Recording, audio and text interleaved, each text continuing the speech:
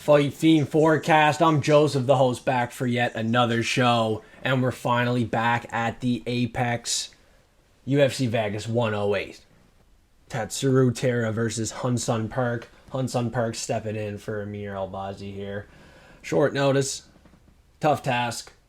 Let's talk about each and every fight on the card. But first, let's talk about the $100 winner in back-to-back weeks. King's World. A round of applause for him. Spanking the competition. Going back-to-back, hitting that $100. Congrats to you. Another $50 giveaway on the Prop Fiend Show, 8 p.m. Eastern Time, is going out to a well-deserved person here. He's active in the live chat, in the live stream, every 8 p.m. Eastern Time, Friday. Kyle Deuce, how you doing, buddy? You got that $50. He'll be back on the show, Prop Fiends, 8 p.m. Eastern Time. Talked to him in the live chat there. Bryn Ray, Fatal, Draft Goon, they're all there. So join the live chat, 8 p.m. Eastern Time. On this show, we're going to talk about each and every fight, give a quick prediction, and then we'll be back Friday, 8 p.m. Eastern Time for the props of the week with MMA Husky Hustler and Prelim Tim. Let's get paid. Let's get it going. We got another short notice fight here to start off the card. Austin Bashi off a battering loss to Christian Rodriguez, who is very good.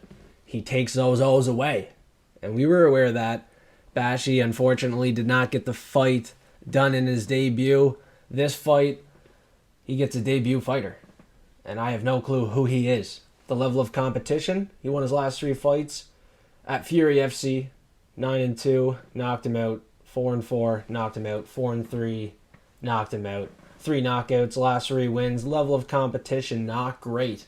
2 years ago, went to a split decision with a guy 10-7.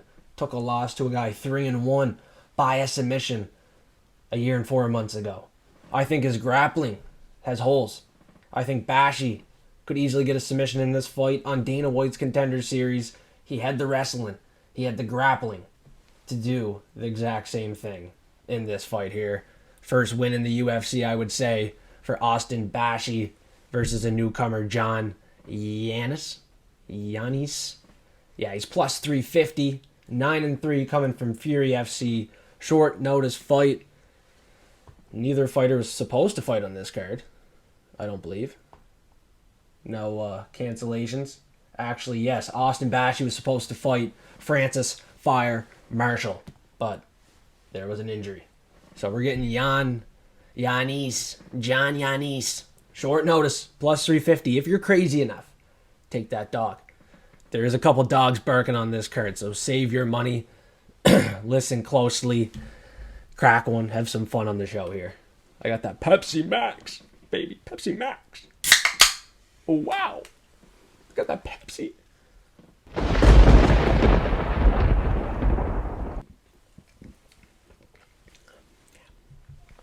We got this women's fight now at the Apex. Ketlen Souza, underdog. We talked about Tabitha Ritchie, the baby shark, in that last women's fight, being a potential live underdog, having some value. This underdog could have some value too. Overpriced is Piera Rodriguez as a favorite, 10-2, off a win to Josephine Knutson. Nice win, undefeated fighter there. Great win for Piera Rodriguez. I'm picking her with low confidence in a pretty well coin flip fight. No value on the pick in my opinion. She's an aggressive fighter on the feet. She should do enough. I don't trust her though. I'm not betting it. Angela Hill, a well-experienced fighter, beat Ketlen Souza by a split decision in that last fight. Ketlen Souza, 15-5, more experience. Hungry off a loss. Might have more motivation for the win as an underdog. So it's women's MMA. My only advice is to stay away if you're taking the favorite. It's just a pick, not a bet. Now we got Felipe Bunes. This guy here, 14-7, fighting Rafael Estevam, 13-0. There's always these underdogs winning lately that we don't expect. This would be one. Bunes getting it done, barking. But he won his last fight by armbar round 1. Easy work to Jose Johnson. In this fight, it's not going to be easy work. Estevam is very good.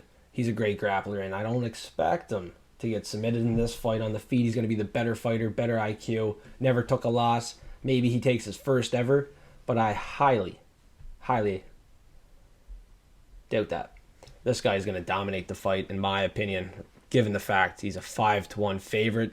Honestly, though, I don't see a finish. This is a guy that likes to go the distance, drags the fights out, makes it a little boring. It'll be interesting if he can finish a guy like Felipe, because, this guy is finishable. He has lost 3 fights by finish, 4 fights by a decision. I mean, either way, Estevam is a good favorite this week, but we've seen some shit over the last couple events. So you can't really trust these big favorites, can you? Can you? That's up to you. If you want to know what I'm doing, $5 a month, Patreon. Hit the link in bio below. You'll know the locks of the week there. All the bets in there. This next fight might be a bet. We haven't talked about an underdog yet, and we got Tresean Gore at plus 187. He's 5-3 versus Rodolfo Vieira, a one-dimensional fighter with that grappling, looking for the submission. And we know Tresean Gore with the guillotine can get it done. Now, he can stop the submission, in my opinion. He's a powerhouse on the feet, much better striker. I'm going with the striker in this fight. Every fight starts on the feet. He's going to be the first one to land the punch, and he's going to be the first one to get his hand raised. Give me Tresean Gore as an underdog here. Maybe underdog of the week. I already have one locked in, but I smell the underdog in this one here. Rodolfo Vieira is too one-dimensional. He's not getting that submission. Very risky pick as a favorite here. No value in a Vieira pick. Now you look at Tresean Gore. If he loses this fight, he's cut from the UFC. You can't have a guy 5-4 walking around. So I feel like it's a must-win, guaranteed win for Tresean Gore. And we're getting great odds at plus money. I don't see a reason to go against it. 4 years younger is Tresean Gore. He has the kill switch in this fight on the feet. You got to trust me. It's one-punch power. So let's trust that Rodolfo Vieira here really doesn't show up. Really doesn't want it. He's 35. Still not a experienced record. 10-3. Rodolfo Vieira on the feet. Looks like he's slowly improving. But is he going to improve enough to defend this price tag as a favorite? This big of a favorite? A little disrespectful. Tresean Gore, like I said, needs to get it done here. He cannot go to 5-4. He can't. Can't happen. Mr. Vicious. Let's go. Let's get victorious. Victorious. Let's go.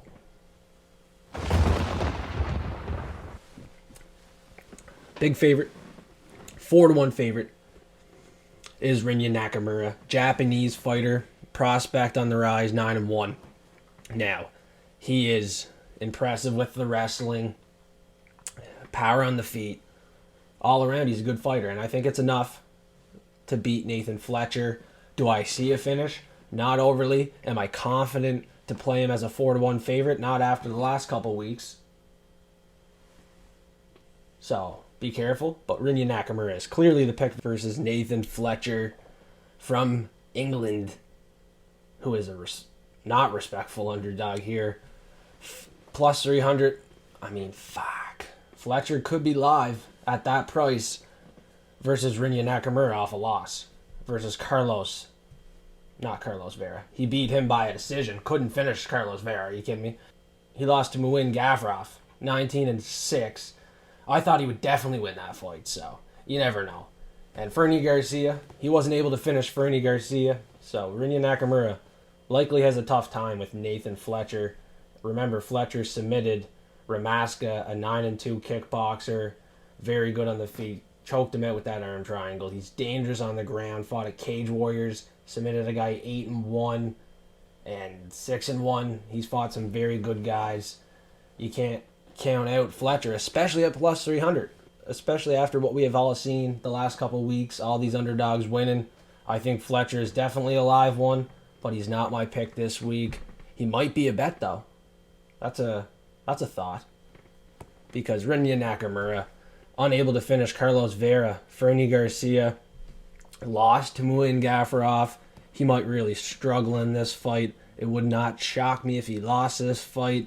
He's one of the favorites that really I don't trust a whole lot, if I'm being honest. Fletcher has been fairly durable his career, but took a loss in his last fight, split decision, and got knocked out to a guy 7-4 4 years ago.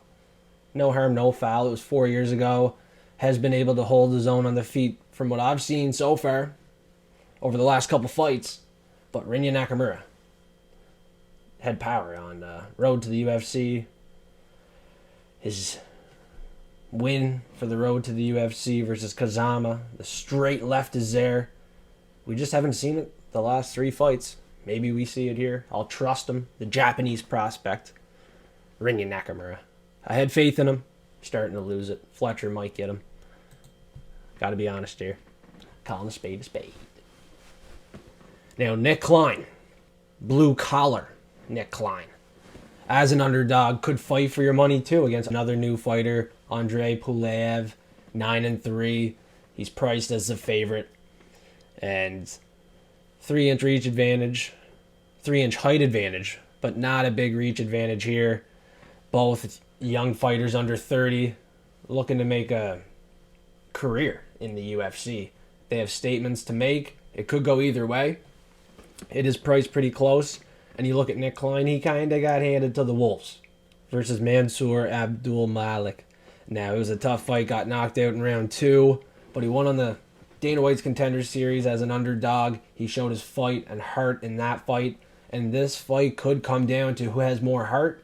And if it comes down to who has more heart, we might want Nick Klein as a pick.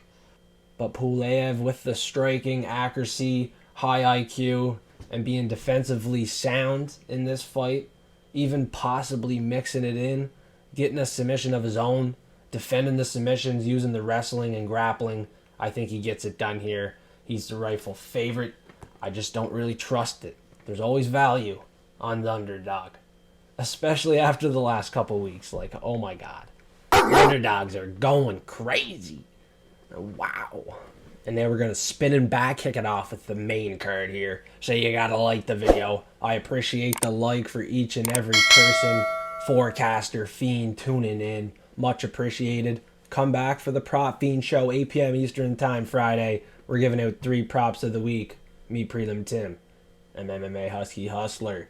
So tune in, 8 p.m. Eastern Time if you can. If not, the video will be out there. So comment on the video. Like that video. I really appreciate that. Let's get the algorithm going.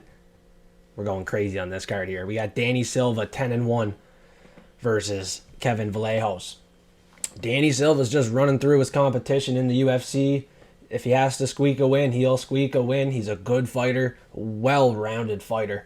And both these fighters, new fighters, an Apex card, we're seeing some new faces here. So let's get used to how they can fight. We don't know much about them yet. They could change up their game plans a bit. So that's why we got to be cautious betting.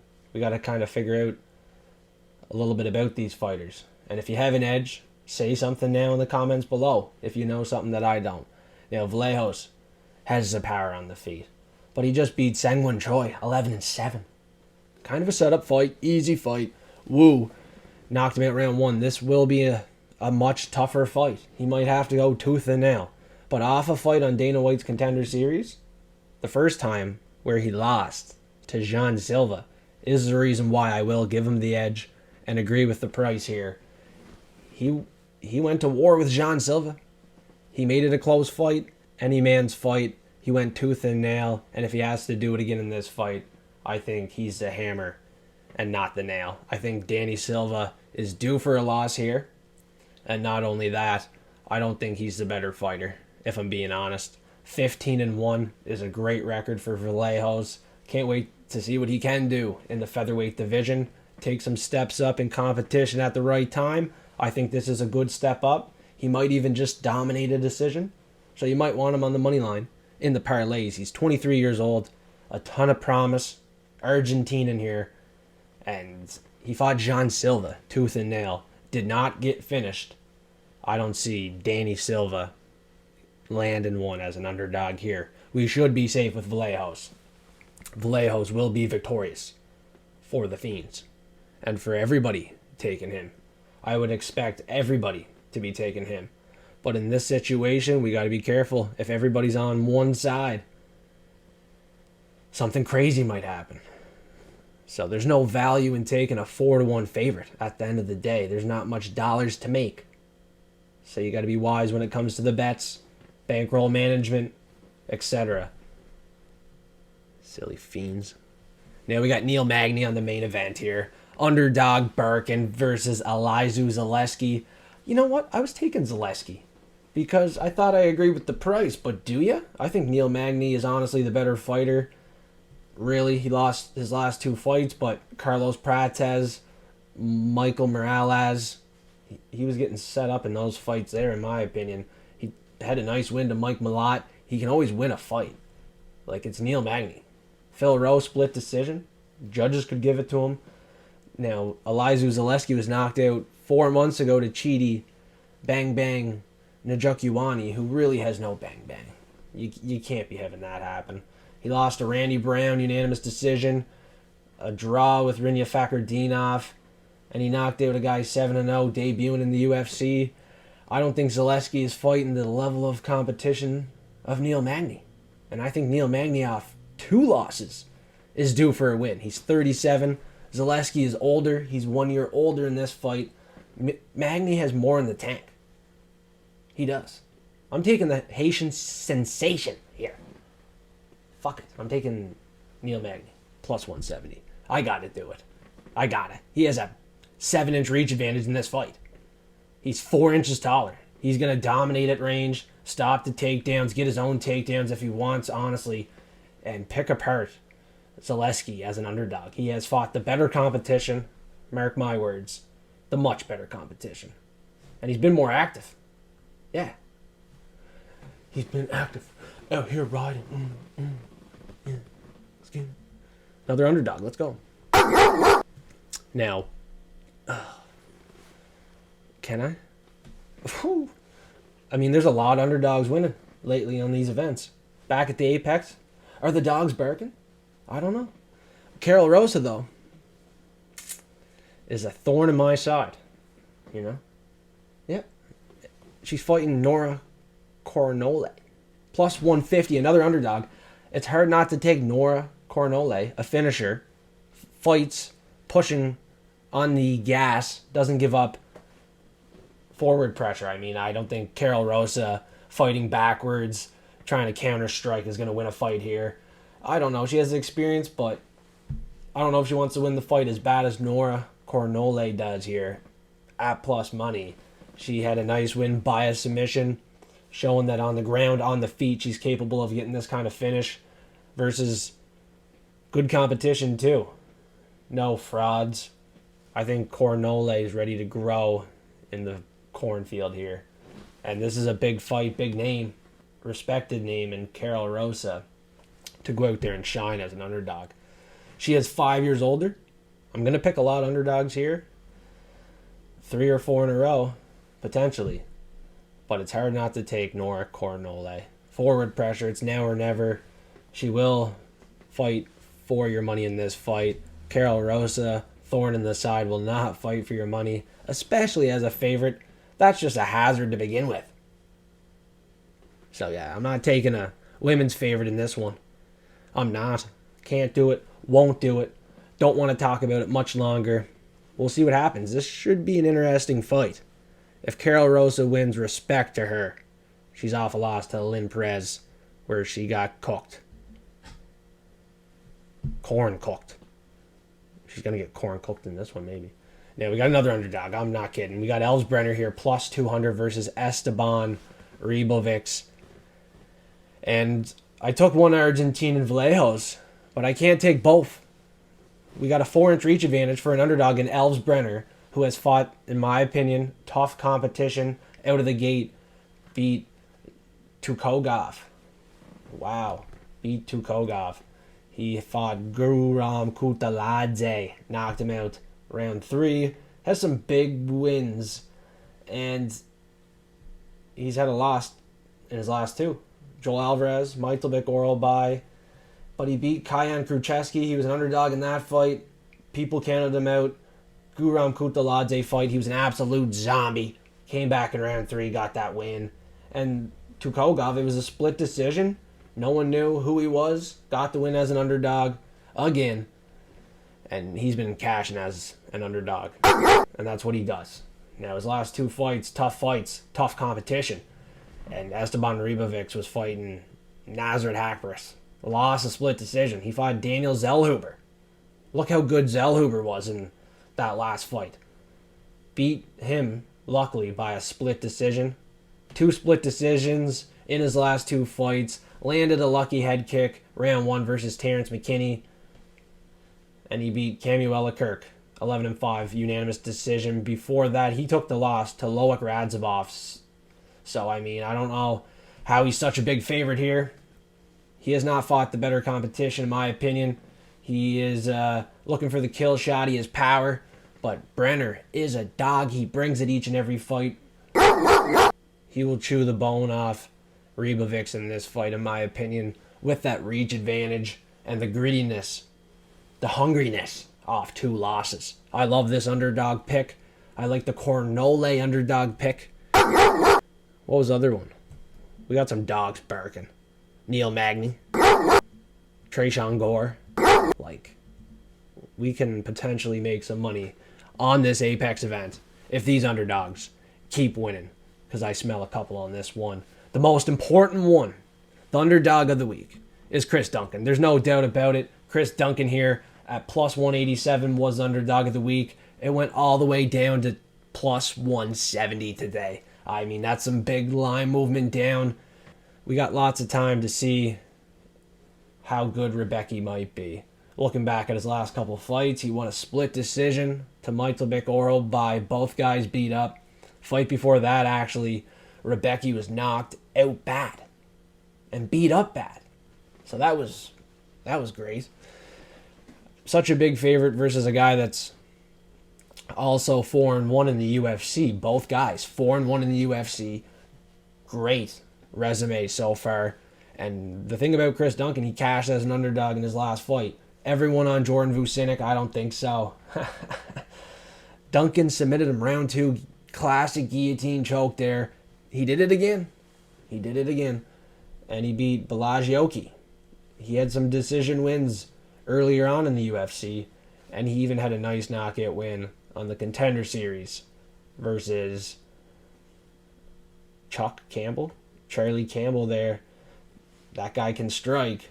Knocked him out round 1. They just started throwing. That was a wild fight. If you go back on YouTube, you can probably find that one. Charlie Campbell and Chris Duncan. That was a fucking banger. I remember that one. Round 1, Chris Duncan landed the kill shot. I mean, he's good on the feet. Rebecki, not defensively sound in my opinion after what I've seen in the last couple fights. Can't trust in him as the favorite. He beat Roosevelt Roberts, Loic Radzhabov, Nick Fiore. He's fought some other good guys, though. In his last couple fights, it seems like he's not defensively sound. He has holes in his game, and Chris Duncan is a guy that will capitalize off those holes in the game. Dunkin' Donuts, you know what I'm saying? And the line movement on the underdog is definitely in my favor at this point, regardless if we win or not. We got the closing line value. We jumped on board at plus 187, locked in the bet, posted it for Platinum Forecasters, $5 a month. So I guess when I see that plus 170 now, I would confirm it's a good bet. Got some closing line value, positive EV, and that's exactly what we're looking for. Co-main event spot is the dog. And we have potentially a bunch of underdogs before Chris Duncan Birkin as well. But in the final fight, main event fight, we seen the underdog last week with the Rizzer. We seen a couple underdogs prior to this final fight on this event, if we're correct. Yeah, we just walk away with the favorite. Tatsuro Terra is not a big enough favorite in this fight. He's not a big enough favorite in this fight. He should be a 6-1 favorite, 7-1 favorite, 10-1 favorite in this fight. The fact that Bashi is a bigger favorite, and even Kevin Vallejos a little bit too wide of a favorite compared to this fight in particular. Hunsun Park stepping in short notice, fighting the same competition. What am I saying? Carlos Hernandez fought Tatsuro Terra as well. And in that fight, Tatsuro knocked him out. Hunsun Park found the submission. But before that, he knocked out Shannon Ross, 13-6. Sengok Choi, 6-1, submitted him. A guy 8-3, another submission win. 6-2, knockout win. I like Tatsuro Tara off a nice split decision loss to a high-level guy in Brandon Royval. Fighting guys like Alex Perez, knocking him out. Perez was 25-8 in that fight. And then he beat Carlos Hernandez as well. Wow, great win. Edgar Cheraz, unanimous decision win. Jesus Aguilar, 8-1. Tatsuro, with the experience, gets it done here. Easy favorite pick. Should be a much bigger favorite. He's going to be way faster in this fight. His IQ is through the roof, all right? He's going to be more defensively sound. Hunsun Park is basically just going to be on the playground, searching for that submission through the whole fight. It's a 5-round fight. He's not used to going 5 rounds. So I do expect his gas tank to fade after round 1, especially a huge drop-off after round 2 and 3 if it gets there. And if he's honestly looking to go for those submissions, he could even get caught early round 1. Tatsuro Tara is the better grappler. He can reverse it. So Hunsun Park has to be super careful where he decides to play on that playground. Hunsun Park is in trouble. He's in danger. Just like Damone Blackshear last week. Yeah, that's right. Dangerous. Tatsuro Tara dominates here. In the main event spot, he has the Riz this week. He has the Riz. And if you have the Riz this week, all what you got to do, put hashtag F3. Let me know your lock parlay, what your most confident parlay is this week. Put the odds there, plus 100 odds or above.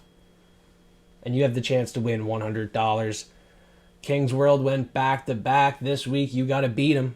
Use hashtag F3 in the comment section below. Hopefully everybody enjoyed the video. Tried to go through it half-fast. No half-ass. We're here to beat the bookie's ass. Let's get it. Let's go. Thanks, everybody.